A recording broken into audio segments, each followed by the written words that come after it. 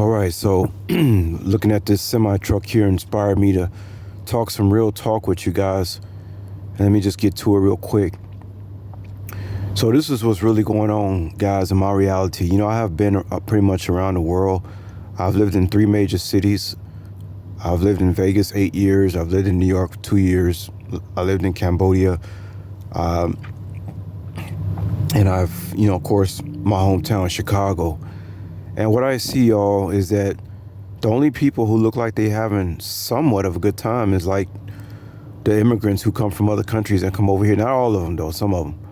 But for the American, they have made our lives so miserable. I'll give you an example.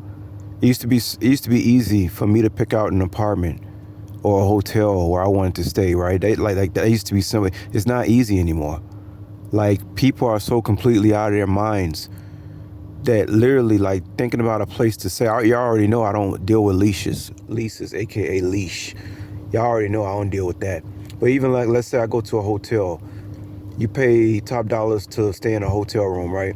But the people downstairs that are checking you in are not the type of people that you want in your business. These are the type of people you don't want having access to your phone number, to your cards, nothing. Because people are, like I told y'all, they doing these jobs like they club hopping. I don't trust people anymore.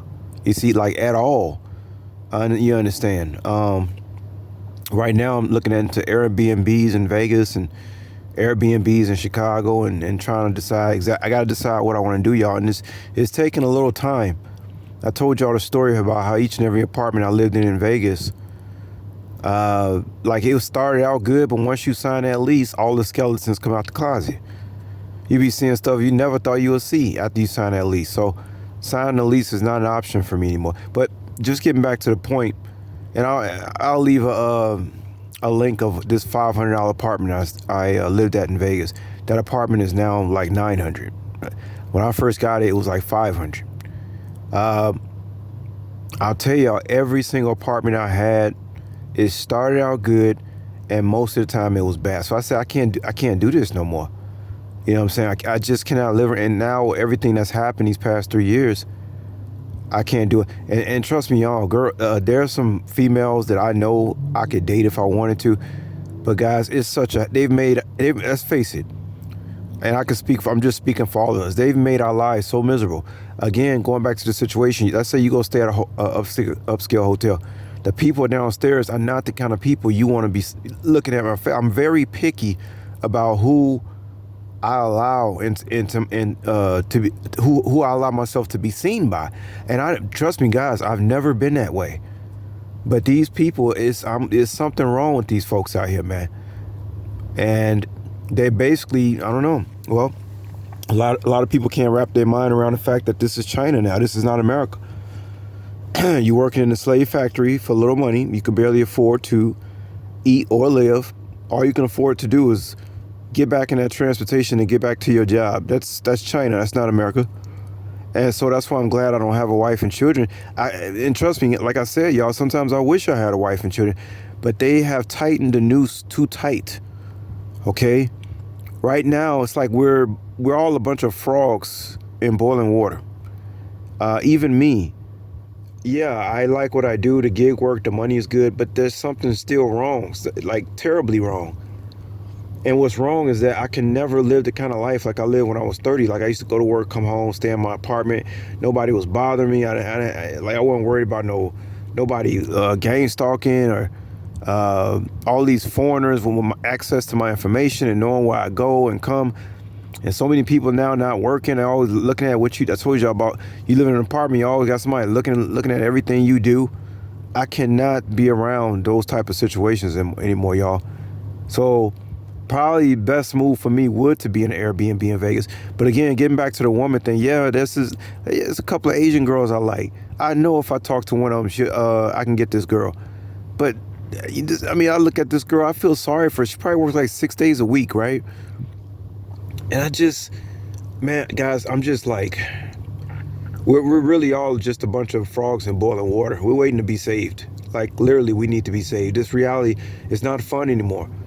I remember the late 80s. I remember the early 90s. I remember how I felt coming home to my apartment from work.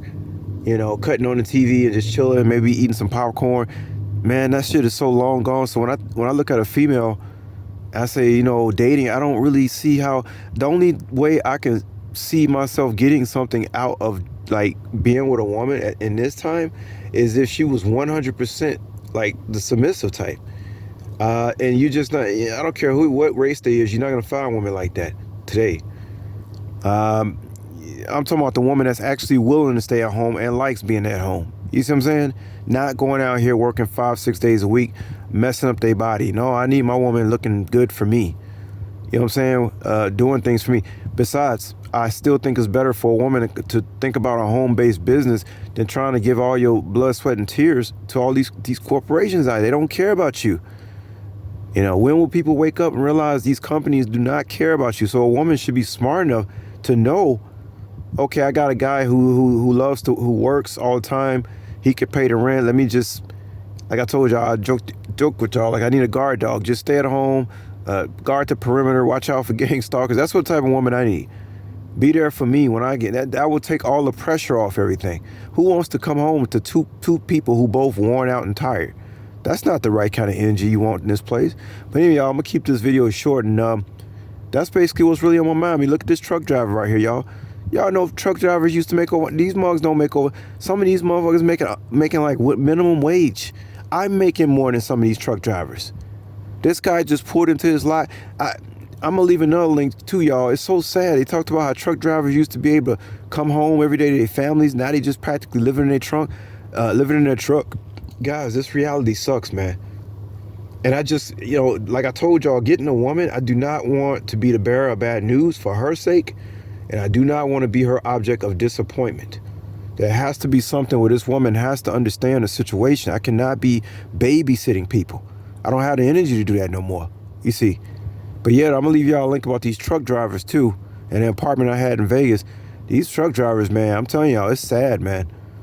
They've ruined all our lives, man. And how long can you just keep saying, well, I'm just going to keep making the best out of bad situation? How much longer can we keep saying that, y'all? It's getting worse and worse every year. Y'all know that. You know, I'm out here in the suburbs, man. I told y'all it's just getting bad out here, y'all, in the suburbs of Chicago. But yeah, so that's pretty much what's on my mind, y'all. And I look at these women, I tell y'all, I got some girls that really got crushes on me, man. But what can I do with them? They're like brainwashed, man. They don't understand what they really need to be doing. For themselves, for me, for any family, for anything. And after we went through this thing we went through the last 3 years with this pandemic, that's when I say, okay, the cup has runneth over with ignorance. Okay? They've tightened the noose too tight, y'all. You know, they've gone too far. And so the cup have overfilled with ignorance, and I just feel like there's no turning back. It's never going to be normal again. You know, so that's my take on reality and what's going on, y'all. For real, for real. Check out the links. Talk to y'all later. Peace.